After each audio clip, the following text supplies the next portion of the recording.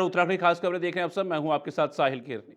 उत्तराखंड में भारी बारिश के चलते कहीं जगह आपदा आई और प्रदेश में कहीं जगह भारी नुकसान भी हुआ है। अगर हम सड़कों की बात करें तो प्रदेश में कई जगह सड़कें बाधित हुई हैं और कई जगह सड़कें तुरंत खोली भी गई हैं। मुख्यमंत्री पुष्कर सिंह धामी का कहना है कि सरकार हर तरीके से हर संभव प्रयास कर रही है कि प्रदेश में जहां भी सड़कें बाधित हैं उन्हें जल्द खोला जाए। वहीं चारधाम यात्रा भी चल रही है और कई जगह परेशानियां हो रही हैं। सरकार का प्रयास है कि जल्द ही सड़कों को दुरुस्त किया जाए। इस आपदा की घड़ी में परेशानियां भी होती हैं, मगर हमारा प्रयास है कि जल्द से जल्द सबको दुरुस्त किया जाएगा।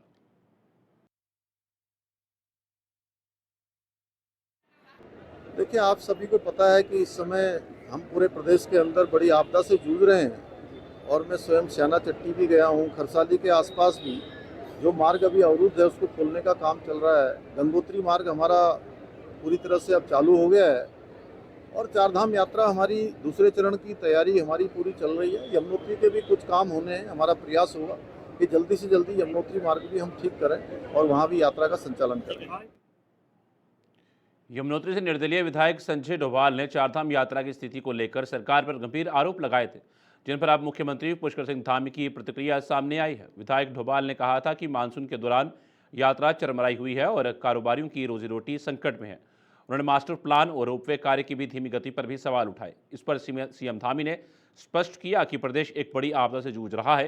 कई मार्ग अवरुद्ध हैं जिन्हें खोलने का कार्य तेजी से चल रहा है। गंगोत्री मार्ग खुल चुका है और यमुनोत्री मार्ग पर भी प्रयास जारी है। देखिए, आप सभी को पता है कि इस समय हम पूरे प्रदेश के अंदर बड़ी आपदा से जूझ रहे हैं और मैं स्वयं स्याना चट्टी भी गया हूँ। खरसाली के आसपास भी जो मार्ग अभी अवरुद्ध है उसको खोलने का काम चल रहा है। गंगोत्री मार्ग हमारा पूरी तरह से अब चालू हो गया है और चारधाम यात्रा हमारी दूसरे चरण की तैयारी हमारी पूरी चल रही है। यमुनोत्री के भी कुछ काम होने हैं। हमारा प्रयास होगा कि जल्दी से जल्दी यमुनोत्री मार्ग भी हम ठीक करें और वहाँ भी यात्रा का संचालन करें। उत्तराखंड में इस बार मानसून ने जमकर कहर बरपाया। राजधानी देहरादून में बादल फटने की घटना से लेकर विभिन्न जिलों में भारी तबाही हुई है। अतिवृष्टि से आई आपदा में जनहानि और संपत्ति का बड़ा नुकसान हुआ है। मुख्यमंत्री पुष्कर सिंह धामी लगातार राहत और बचाव कार्यों पर नजर रखे हुए हैं। उन्होंने कहा कि पुल, सड़क और पेयजल लाइनों समेत कई सरकारी परिसंपत्तियों को नुकसान पहुंचा है। सरकार अलर्ट मोड पर है और आपदा पीड़ितों तक हर संभव मदद पहुंचाई जा रही है। मुख्यमंत्री ने जनता से भी सेवा पखवाड़े के तहत पीड़ितों की मदद का आह्वान किया। देखिए, 5 अगस्त से आई हुई आपदा धराली से आपदा का दौर शुरू हुआ। धराली के बाद पौड़ी जनपद में हमारा सैंजी समेत कई सारे स्थानों पर रुद्रप्रयाग और थराली, चेपड़ो, उत्तरकाशी के स्याना चट्टी में जल भराव हुआ। बागेश्वर कपकोट के पौसारी में बड़ी आपदा आई और अभी कल देहरादून और देहरादून के आसपास भारी बारिश के कारण से बादल फटने से बड़ी जनहानि भी हुई है और हमारी सरकारी संपत्तियां, निजी संपत्तियां, सड़क, बिजली, पेयजल, दूरसंचार सभी व्यवस्थाएं इसमें बहुत प्रभावित हुई हैं। हमारा प्रयास है कि हम जल्दी से जल्दी जनजीवन को सामान्य करें और जो सेवा पखवाड़ा आज से मनाया जा रहा है, आज से पूरे देश के अंदर शुरू हुआ है, हमारे प्रदेश के अंदर भी शुरू हुआ है, उस सेवा पखवाड़ा में भी मैं सबसे अपील करता हूं कि हम जो हमारे आपदा पीड़ित हैं, आपदा में जो प्रभावित हुए हैं, जिन्होंने अपने स्वजनों को खोया है, उनके मकान से लेकर तमाम प्रकार की जो हानियां उनको हुई हैं, उसमें हर संभव खड़े हों, उनकी मदद के लिए आगे बढ़ें और सेवा पखवाड़ा को आगे बढ़ाएं। देहरादून में लगातार हो रही भारी बारिश से जनजीवन अस्त व्यस्त है। माल देवता और सहस्त्रधारा क्षेत्र में कई सड़कें क्षतिग्रस्त हो गई हैं, जिससे यातायात और स्थानीय लोगों को भारी दिक्कतों का सामना करना पड़ रहा है। हालात का जायजा लेने जिलाधिकारी देहरादून और एसएसपी देहरादून ने मौके पर पहुंचकर स्थलीय निरीक्षण किया। इस दौरान अधिकारियों से नुकसान की जानकारी ली गई और प्रभावित लोगों को हर संभव मदद देने के निर्देश दिए गए। जिलाधिकारी ने संवेदनशील इलाकों से लोगों को सुरक्षित स्थानों पर पहुंचाने के निर्देश दिए ताकि किसी भी तरह की अनहोनी से बचा जा सके। जायज़ा लिया जा रहा है हमारे सभी प्रभावित स्थलों का। और जो कैजुअलिटीज़ हैं, जहाँ जहाँ पे कनेक्टिविटी डिसरप्टेड है, हमारी बिजली ट्रांसमिशन लाइन से प्रभावित हुई हैं, उन सबको कोलेट किया जा रहा है। और अभी प्रायोरिटी ये है कि जो हमारी ह्यूमन लाइफ लॉस है उसको मिनिमाइज़ करें। जहाँ पे एवैक्यूएशन करना है उनको सेफली एवैक्यूएट कर लिया जाए। जैसे अभी भी हमारे क्यारली गार्ड में करीब 70 लोगों को हमने एवैक्यूएट किया है सेफली और उनको शिफ्ट कर दिया है सेफ़र प्लेसेस पर। अभी तक वो कट ऑफ हो गए थे, लेकिन हमने टेम्परेरी ब्रिज बनाकर उनको रीच आउट किया और उनको इवैक्यूएट कर लिया है। जो अभी यहाँ पे कैजुअलिटीज़ हुई हैं उनका मलबा अभी जब क्लियरेंस होगा तो बॉडीज़ रिकवर की जाएंगी। करने की सूचना थी, तत्कालीन जितने लोग भी नियर बाई लोग थे उनको अलर्ट करके घरों से बाहर निकाला गया। और लेकिन कुछ जगह मलबे में दबने की सूचना भी थी, जैसे अभी विजिट भी की गई है डीएम साहब के साथ भी। और अभी भी 3 लोग के कहीं मलबे में सूचना है, चूँकि अब इसके रास्ता टूटा हुआ है तो उनको निकालने के लिए जो वैकल्पिक व्यवस्था होती है वो भी की जा रही है। साथ ही साथ जो नुकसान हुआ है या रोड से या जो हमारे ब्रिजेस में है उनके लिए भी तत्काल जो है जो भी पीडब्ल्यूडी हो या संबंधित विभाग हो सभी को निर्देश जारी है और सभी लोग युद्ध स्तर पर यहाँ काम कर रहे हैं। और भी खासकर सहस्त्रधारा के साथ साथ अन्य जगहों पर भी अतिवृष्टि हुई है जिससे कि यातायात भी बाधित हुआ है। कुछ ऐसे रास्ते टूटे हैं, पुल टूटे हैं जहाँ से मेन हमारा ट्रैफिक चलता है, चाहे मसूरी का कहे या अन्य जगहों पे।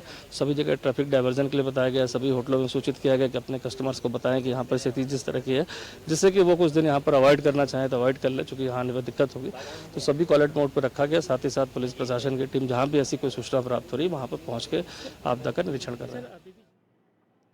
भाजपा नेता कर्नल अजय कोठियाल ने कहा कि अनियंत्रित विकास और पर्यावरण के साथ लगातार हो रही छेड़छाड़ ही आज की बड़ी प्राकृतिक आपदाओं का प्रमुख कारण है। उन्होंने खास तौर पर मैदानी क्षेत्रों में प्रदूषण फैलाने वाली फैक्ट्रियों से निकलने वाले कचरे और धुएं को पर्यावरण के लिए सबसे बड़ा खतरा बताया। कर्नल कोठियाल ने कहा कि बढ़ता प्रदूषण और बेतरतीब विकास न केवल मैदानी क्षेत्रों बल्कि पहाड़ों के लिए भी खतरे की घंटी है।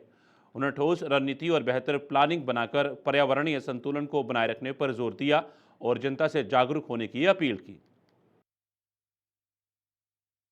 बड़ा सिंपल सा उदाहरण है। मेरे को कभी किसी ने ये बोला था कि जब जगह जगह अनियंत्रित विकास हो रहा है, अनियंत्रित विकास के लिए जो फैक्ट्रियां लगती हैं, जो पर्यावरण से छेड़छाड़ हो रही है, उसका असर ऊपर पर्यावरण में आ रहा है।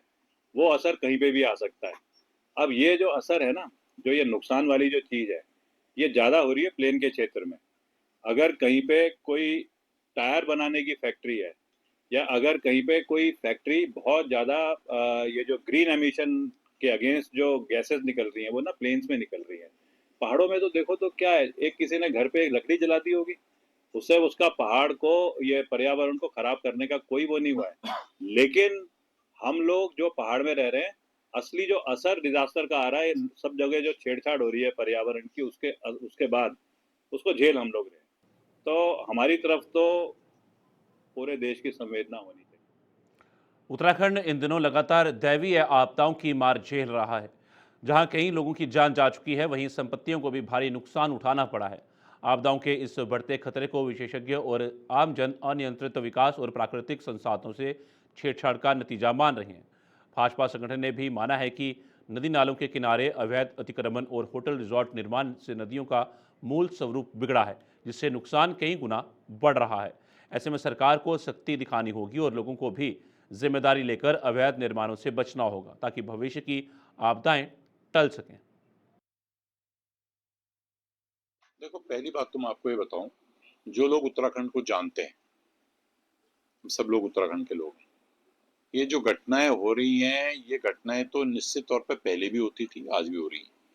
लेकिन जो आज इसका एक विशाल और विकृत रूप दिख रहा है, निश्चित तौर पे उसका एक कारण है कि भाई हमने जो स्थान, नाले थे, खाले थे, नदियां थी, उसके किनारे जिस तरह से हमने बसावट की है और जिस तरह से हम लोगों ने अतिक्रमण किया है और जिस तरह से हम आगे बढ़ने की कोशिश कर रहे हैं, तो प्रकृति तो उसी रूप में है आज भी।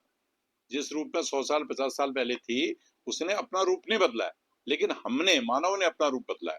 तो निश्चित तौर पर ये चिंता का विषय है। तो इसको हमने कहीं न कहीं दोनों तरफ से, देखो, सरकार को भी इसमें टाइटली लेना चाहिए और स्वैच्छिक भी होना चाहिए। मैं लोगों को भी, जो मैं अपील करूंगा उत्तराखंड की जनता से, लोगों को भी इस बात का ध्यान रखना चाहिए कि अगर हम नाले खाले में जबरदस्ती घर बना रहे हैं या वहां पर कोई रिसोर्ट बना दे रहे हैं या कोई डेवलपमेंट का काम कर रहे हैं, एक न एक दिन प्रकृति अपना रूप दिखाएगी और उसका एक बड़ी मात्रा में नुकसान होगा, उससे हमको बचना भी चाहिए। गदरपुर से विधायक और पूर्व कैबिनेट मंत्री अरविंद पांडे ने प्रेस वार्ता कर विपक्ष पर तीखा हमला बोला। उन्होंने कहा कि विपक्ष का काम सिर्फ जनता को बरगलाना है, जबकि भाजपा सरकार जनहित के काम कर रही है। अरविंद पांडे ने दावा किया कि उत्तराखंड में एक बार फिर से भाजपा की सरकार बनेगी। कांग्रेस नेता राहुल गांधी पर निशाना साधते हुए उन्होंने कहा कि वे देश में अराजकता फैलाना चाहते हैं और नेपाल जैसी स्थिति पैदा करना चाहते हैं, लेकिन भाजपा इसे कभी बर्दाश्त नहीं करेगी। उन्होंने राहुल गांधी को झूठ की फैक्ट्री करार दिया। हमारी सरकार उत्तराखंड प्रदेश के हित में एक सकारात्मक और अच्छा काम कर रही है।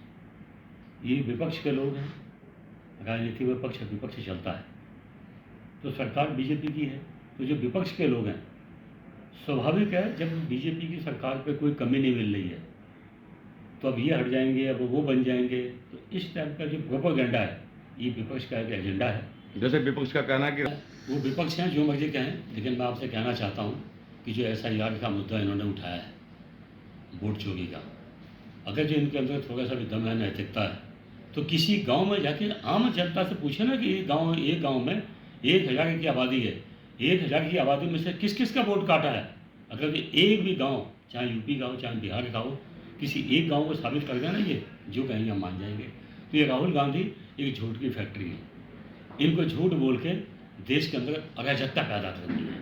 ये वो लोग हैं, ये वो अफसोस की बात है कि विपक्ष होता है सरकार की विफलताओं को जनता के सामने लाना और उसका समाधान कराना, लेकिन इस समय अफसोस की बात और दुख की बात है कि इस समय जो हिंदुस्तान का राजनीतिक विपक्ष है, ये देश के अंदर अराजकता पैदा करना चाहता है। किसी स्टेट का CM दिल्ली नहीं जाएगा, दिल्ली से स्टेट अपने स्टेट में नहीं आएगा तो कहाँ जाएगा, कैसे योजनाएं धरातल पे आएंगी।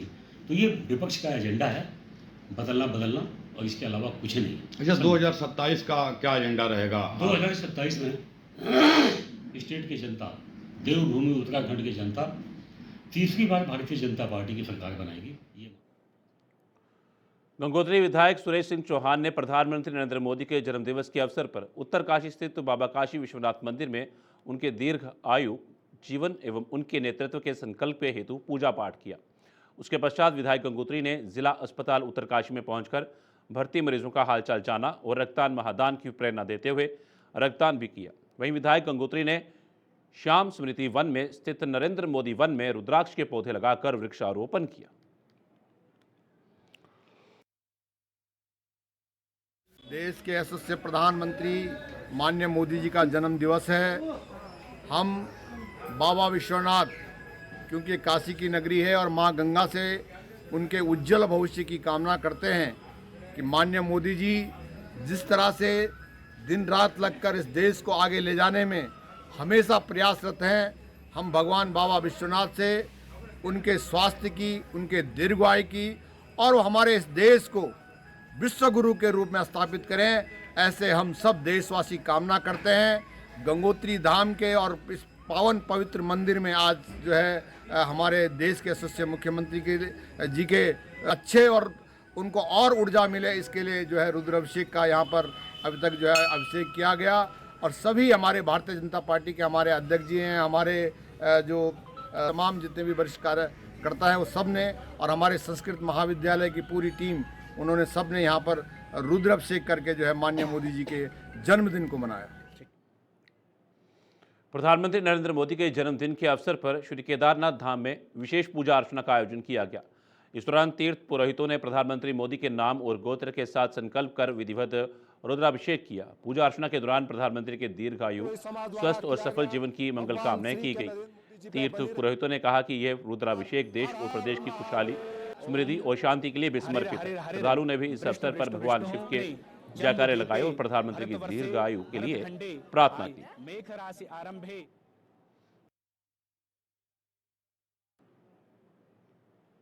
प्रधानमंत्री नरेंद्र मोदी के जन्मदिन और स्वस्थ नारी सशक्त परिवार अभियान के तहत नारसन ब्लॉक के मुंडलाना गांव में स्वास्थ्य शिविर आयोजित किया गया। सामुदायिक स्वास्थ्य केंद्र मंगलौर की टीम ने शिविर में बड़ी संख्या में पहुंचे महिला, पुरुष और बच्चों के स्वास्थ्य की जांच कर मुफ्त दवाइयां वितरित की।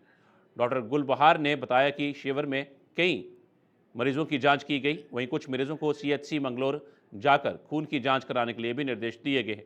इस अवसर पर फार्मासिस्ट और क्षेत्र की एएनएम भी मौजूद रही। ग्रामीणों ने शिविर से स्वास्थ्य लाभ उठाया। देखिए, आज यहाँ पर जो आयोजन किया गया है वो स्वस्थ नारी सशक्त परिवार का अभियान जो मोदी जी ने जो चलाया गया है उनके जन्मदिन के अवसर पर, उसके तहत यहाँ पर कैंप लगा हुआ है। इसमें आम जनमानस की सेवा करने का मौका मिला है।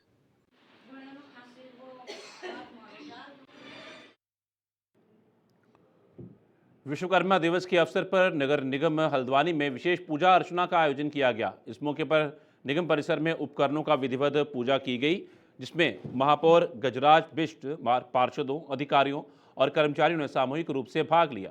भगवान विश्वकर्मा की प्रतिमा के समक्ष दीप प्रज्वलित कर सभी ने नगर के विकास और जनता की सेवा का संकल्प लिया। महापौर गजराज बिष्ट ने कहा कि भगवान विश्वकर्मा सृजन और निर्माण के देवता हैं और उनके आदर्शों से प्रेरणा लेकर निगम कार्यस्थल की सुरक्षा और विकास कार्यों को और बेहतर बनाने के लिए प्रतिबद्ध है। आज विश्वकर्मा दिवस पूरे देश में मनाया जा रहा है और नगर निगम हल्द्वानी में भी इसका हमने भी पूजन किया है। विश्वकर्मा भगवान से प्रार्थना की है कि वो हम सब पर, पूरे हल्द्वानी शहर पर अपनी कृपा बनाए रखें। ये हल्द्वानी और स्वच्छ रहे, सुंदर रहे, विकसित रहे, सुरक्षित रहे, यही हमने विश्वकर्मा भगवान से आज प्रार्थना की है। हमारे सभी जो यहाँ पर्यावरण मित्र हैं, हमारे सभी अधिकारीगण, हमारे सभी कर्मचारीगण, हम सब लोगों ने आज बड़े हर्षोल्लास के साथ इस दिवस को मनाया है।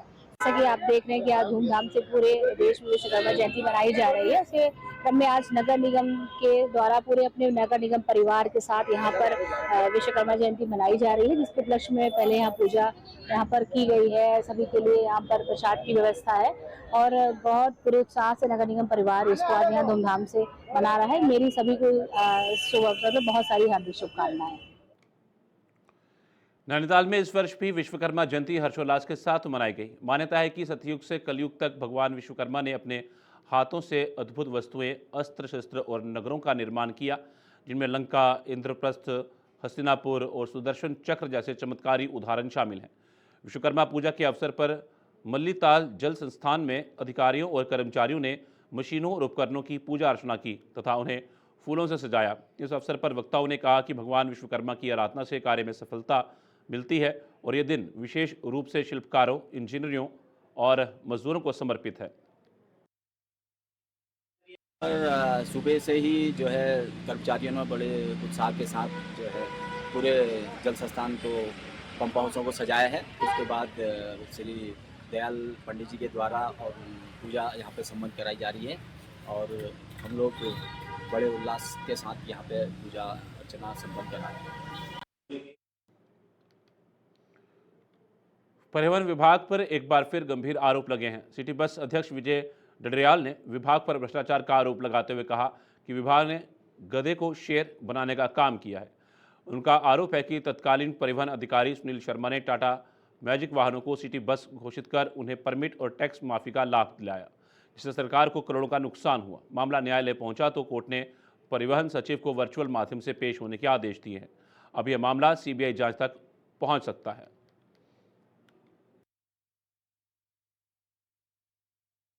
ये एक छोटी गाड़ी है, ये आप देखोगे ये टाटा मैजिक है, इसको इन्होंने दिया है ये बस का परमिट।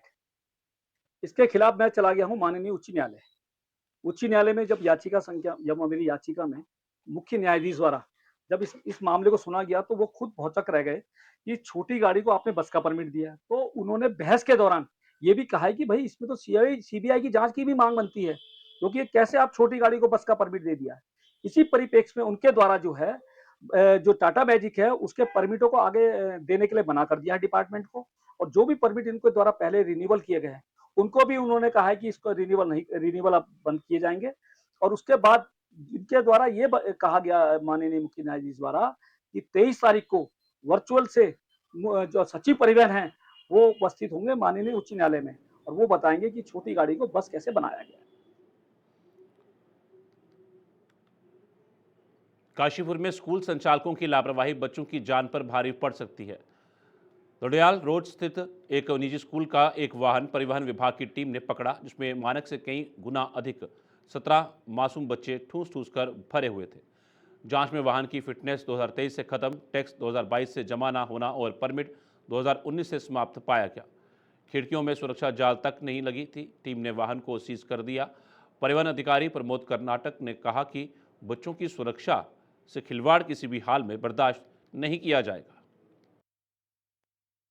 जब इसको रोका तो इसके कागज चेक किए गए, इसके फिटनेस खत्म है 2023 से, टैक्स नहीं जमा किया है इसने 2022 से, और 2019 से इसका परमिट भी खत्म है, और स्कूल के बच्चे पूरे भरे हुए हैं, उसमें 16-17 बच्चे बैठे हुए हैं, और इसको हम बंद कर रहे हैं, अब चालान करेंगे।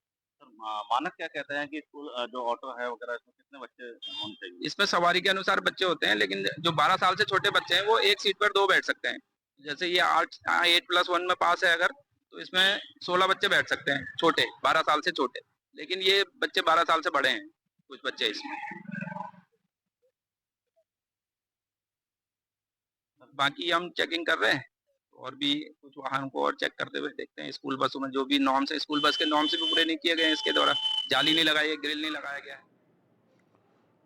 समाजसेवी एवं भाजपा नेता संजीव कुमार सिंह ने प्रेस वार्ता में कहा कि आगामी विधानसभा चुनाव मुख्यमंत्री पुष्कर सिंह धामी के नेतृत्व में ही लड़ा जाएगा और उत्तराखंड में भाजपा अपनी सरकार बनाएगी। उन्होंने कहा कि मुख्यमंत्री धामी ने राज्य के विकास में कोई कमी नहीं छोड़ी है।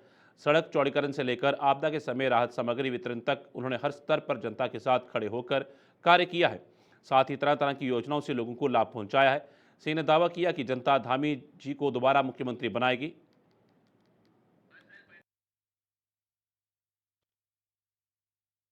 देखिए, 27 में जनता का आशीर्वाद, भारतीय जनता पार्टी, माननीय मुख्यमंत्री जी पुष्कर सिंह धामी जी के नेतृत्व में चुनाव लड़ा जाएगा, और जनता का आशीर्वाद जिस तरीके से हम लोग क्षेत्र में घूम रहे हैं, जिस तरीके से लग रहा है कि जनता पुनः धामी जी के नेतृत्व में सरकार बनाएगी और यहाँ पर धामी जी पुनः मुख्यमंत्री बनेंगे, और 2027 के बाद पूरा उत्तराखंड खास खबर में फिलहाल इतना ही। दीजिए इजाजत, नमस्कार।